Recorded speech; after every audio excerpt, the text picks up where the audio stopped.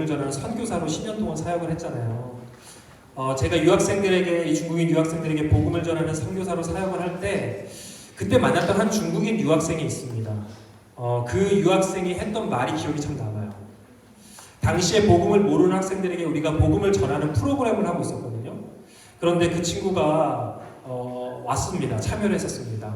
그날 마침 주제가 예수님의 십자가와 예수님의 부활이었어요.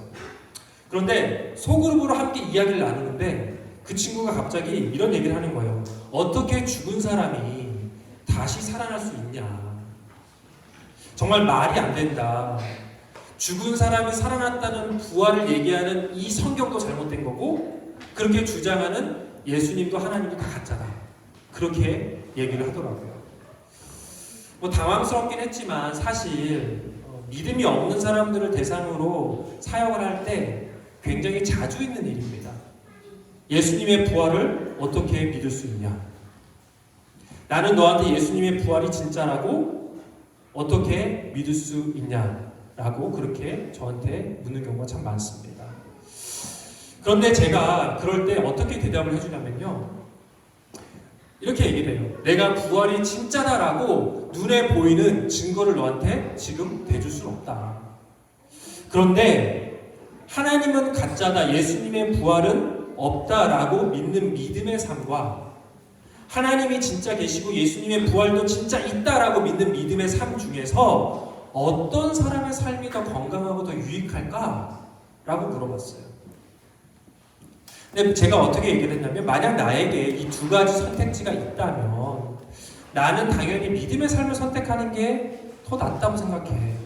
왜냐하면 하나님이 없다고 믿는다면 사실 나는 이 삭막하고 혼란스럽고 허무한 이 세상을 내 힘으로 나홀로 헤쳐나간다는 것이 너무 막막하고 두려울 것 같아요.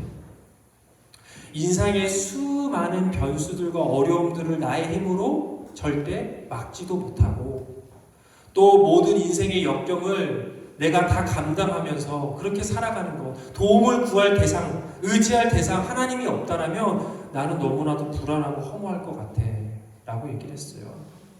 그뿐만 아니라 언제 어떻게 내게 찾아올지 모르는 수많은 인생의 그 변수들, 그 변수들을 내가 통제하지도 못하고 어떻게 하지 못하고 그냥 그걸 그대로 받아들여야 되는데 그러면 참 나는 무서울 것 같아.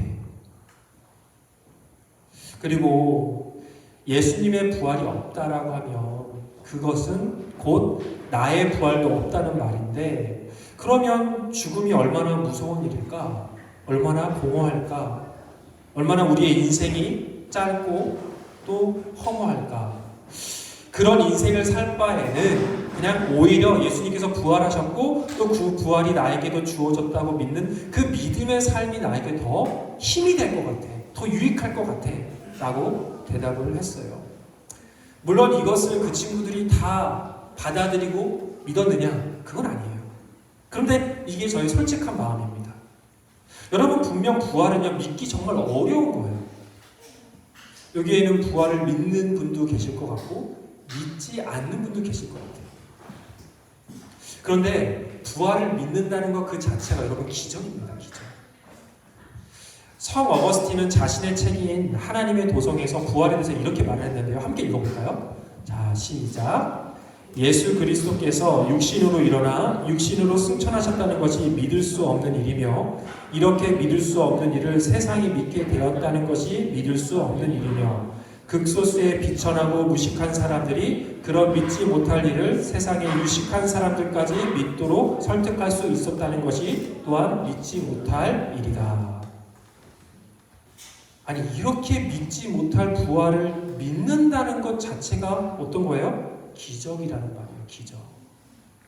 그래서 예수님의 부활을 믿고 살아갔던 수많은 그리스도인들 또 저와 여러분은 정말 기적 그 자체인 겁니다.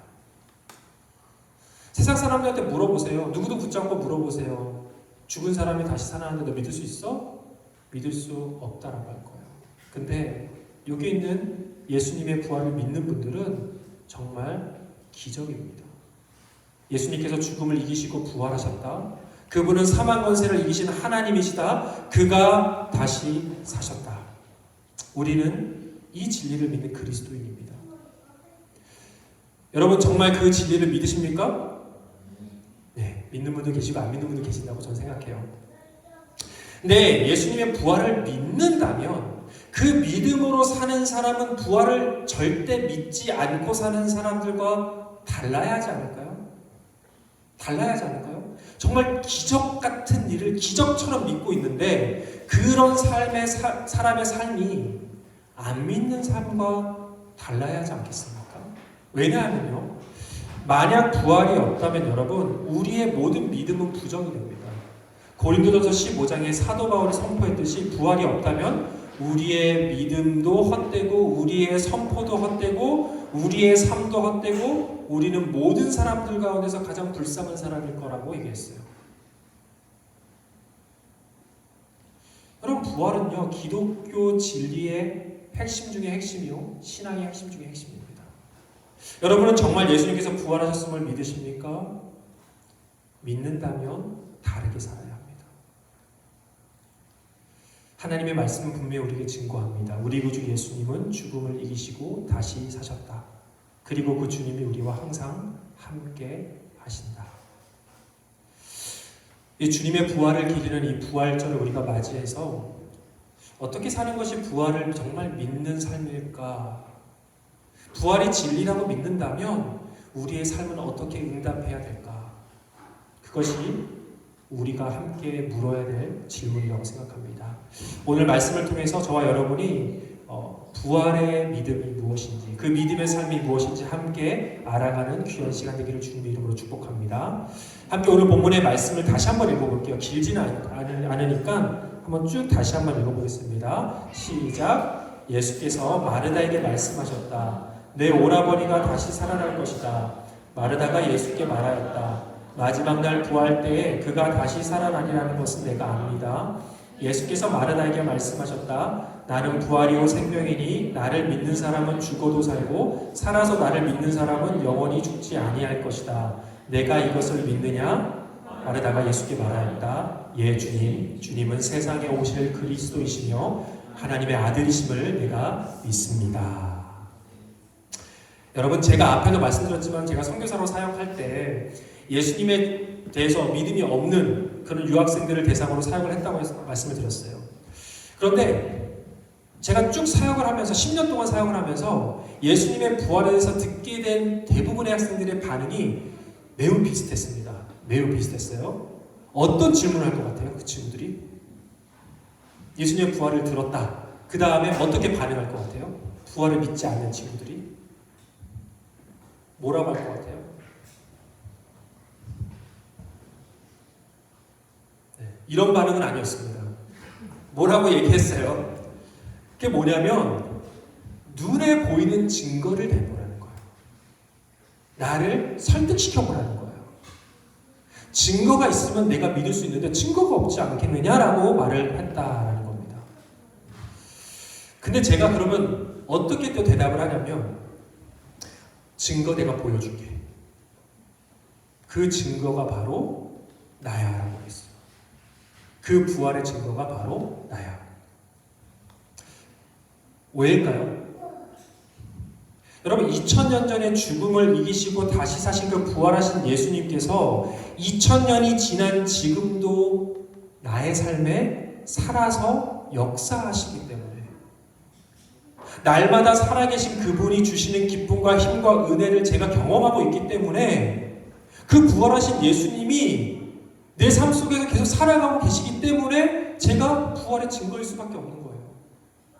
제가 부활하신 예수님을 통해서 오늘도 소망을 가지고 감사하며 살아가고 있기 때문에 나만큼 예수님의 부활을 증명할 수 있는 증거가 어디에 있느냐라고 얘기했어요.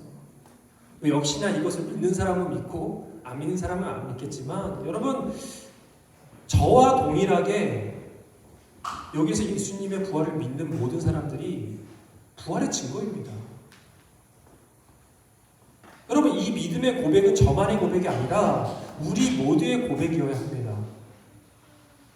그런데요 말은 이렇게 하는데 만약 제 삶이 여러분의 삶이 부활신앙이 없는 친구들의 삶과 크게 다르지 않다면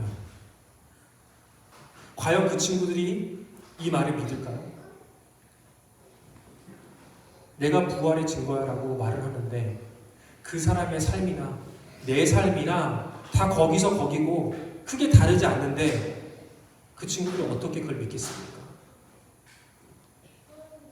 여러분, 부활을 믿는다면 분명히 부활을 믿지 않는 사람들과 다르게 살아야 되는 게 맞는 거예요.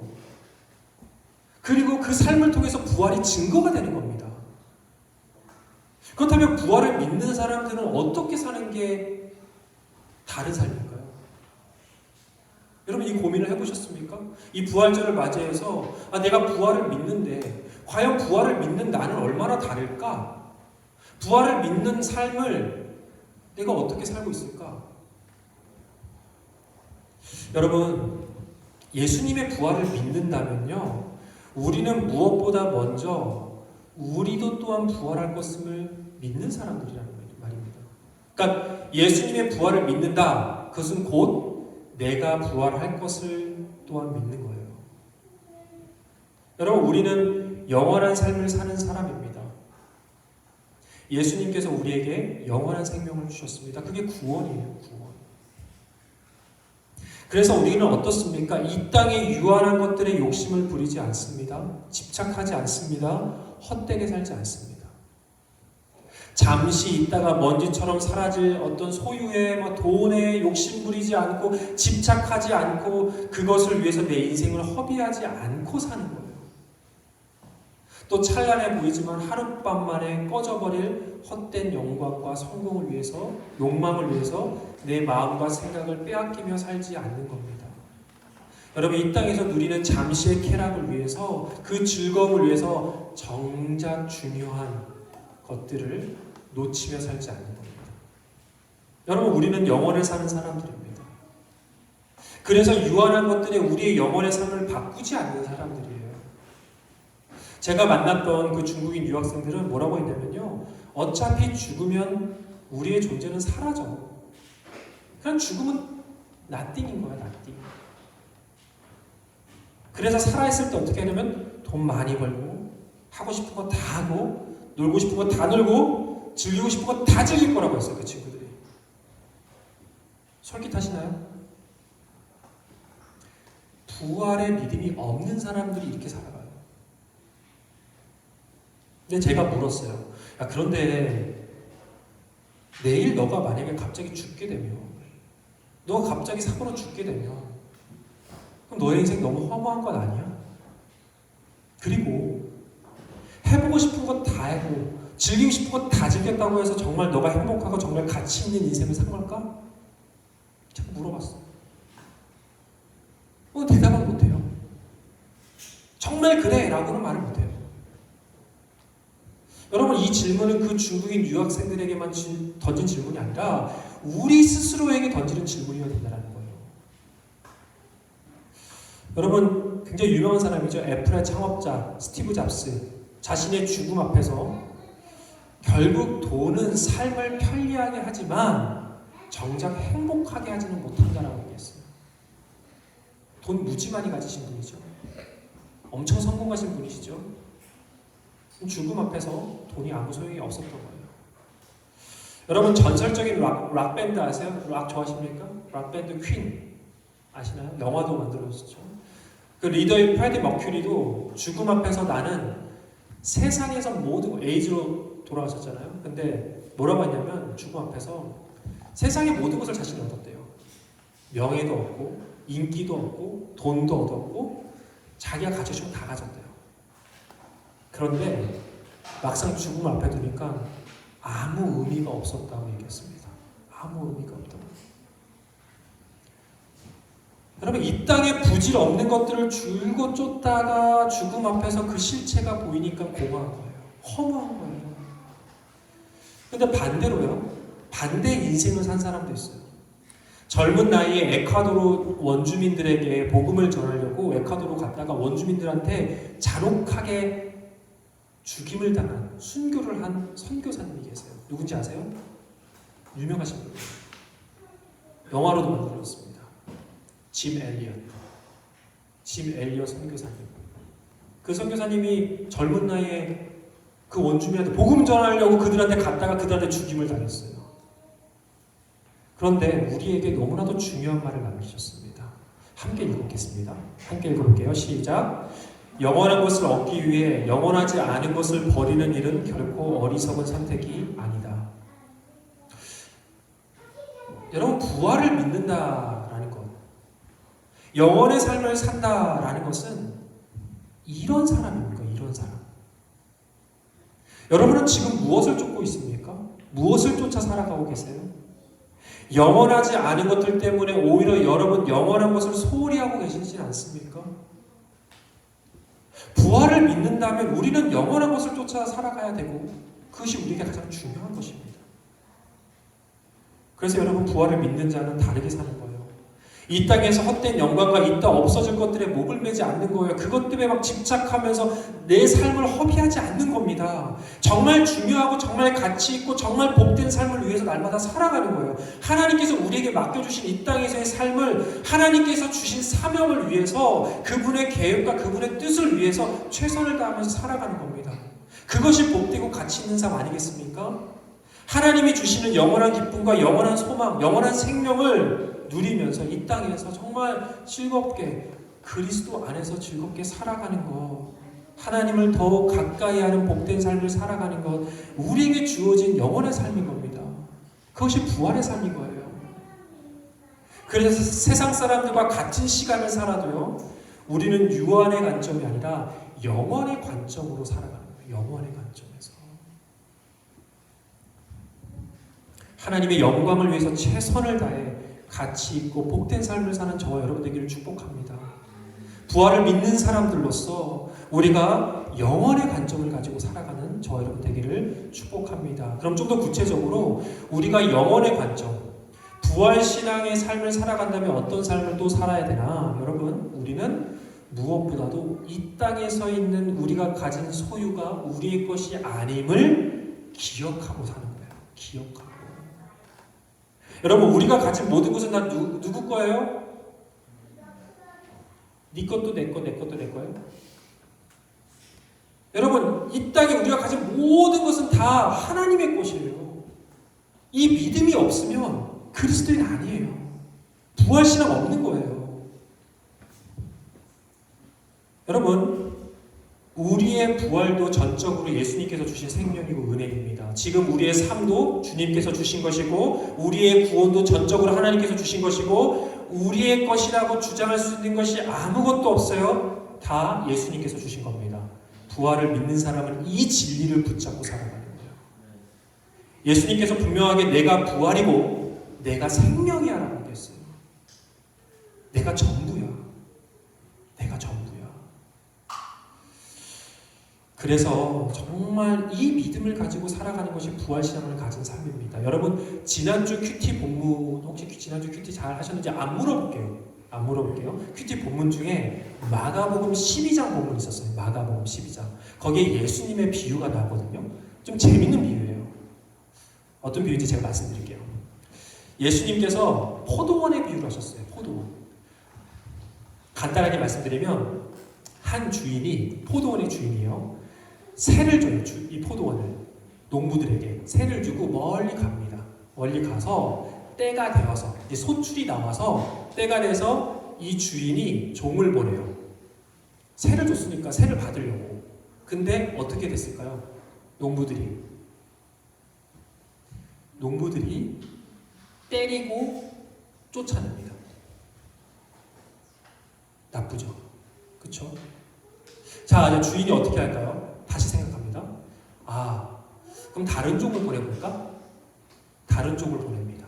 어떻게 했을까요? 활용했을까요? 이번에는 죽입니다. 계속 보내요. 주인은 인내심이 매우 큰 사람이에요. 계속 보내요. 또 죽여요. 근데 결국 어떻게 하냐? 이제는 내 아들을 보내야겠다 한 거예요. 이제 내 아들을 보내야겠다. 내 아들을 보내면 그래도 존중해 주겠지라고 말을 해요. 근데 어떻게 했을까요? 어떻게 했을까요? 환영했을까요? 또 죽여요. 자, 마가복음 12장 7절에서 8절 말씀 함께 읽겠습니다. 시작. 그러나 그 농부들은 서로 말하였다. 이 사람은 상속자다. 그를 죽여버리자. 그러면 유산은 우리의 차지가 될 것이다. 그러면서 그들은 그를 잡아 죽이고 포도원 바깥에다가 내던졌다. 여러분, 이 농부들은 포도원의 주인이 아닙니다. 그렇죠? 주인이 빌려준 포도원에서 소출을 내서 주인에게 드려야 하는 사람들이에요. 그런데 자신들이 주인이라고 착각하니까 감사해야 하지 않아요. 순종하지 않습니다. 주인에게 칼을 들이댑니다. 여러분, 하나님께서 우리에게 몸을 주셨습니다. 생명을 주셨습니다. 살아갈 모든 것을 주셨습니다. 뿐만 아니라 하나님은 우리에게 사랑하는 아들 예수님을 우리에게 보내주셨습니다. 그래서 우리에게 영원한 생명까지 주셨습니다. 그걸 믿잖아요. 부활신앙. 그런데 만약에 내 삶은 내 거야. 내가 주인이야. 다 내 거야. 내 생명도 내 거고 내가 가진 것도 다 내 거야. 내가 주인이야 라고 착각하며 산다면 탐욕과 교만에 빠졌던 농부들과 전혀 다를 바가 없는 거예요.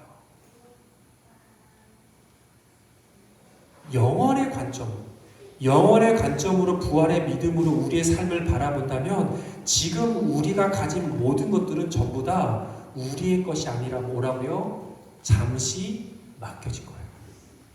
잠시 맡겨진 겁니다.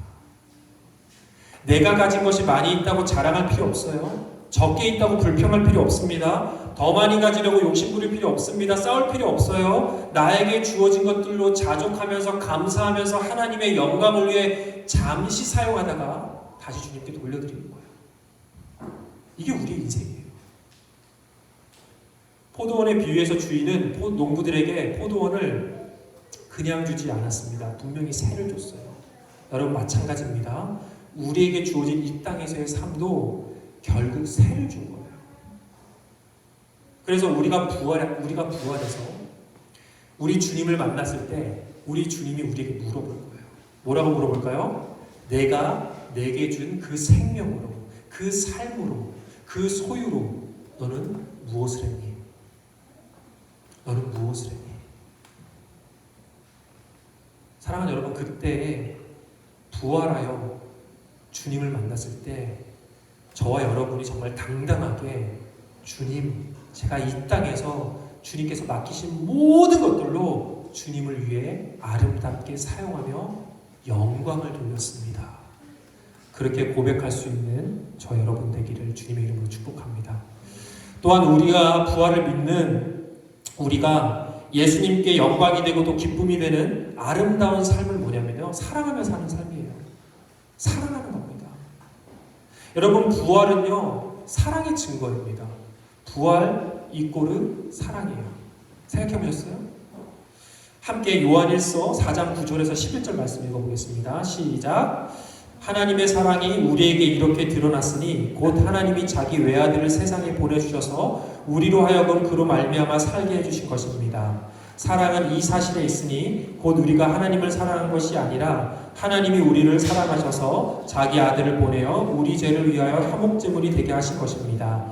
사랑하는 여러분, 하나님께서 이렇게까지 우리를 사랑하셨으니 우리도 서로 사랑해야 합니다. 하나님께서 이렇게까지 우리를 사랑하셨으니 우리도 서로 사랑하라 라고 말씀하셨어요. 너네 그냥 사랑해. 난 너 사랑 안 했거든? 그러니까 너희는 사랑해. 나는 너 사랑하지 않지만 너희는 사랑해야 돼. 이게 아니라 내가 너희를 죽기까지 사랑했으니까 너희도 죽기까지 사랑해.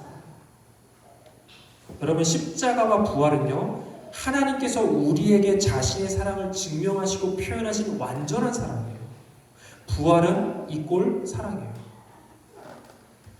그래서 그 부활을 믿는 우리는 마땅히 사랑을 베풀고 나누어야 돼요. 부활을 믿는 삶은 후회 없이 사랑하는 삶입니다. 여러분, 개그우먼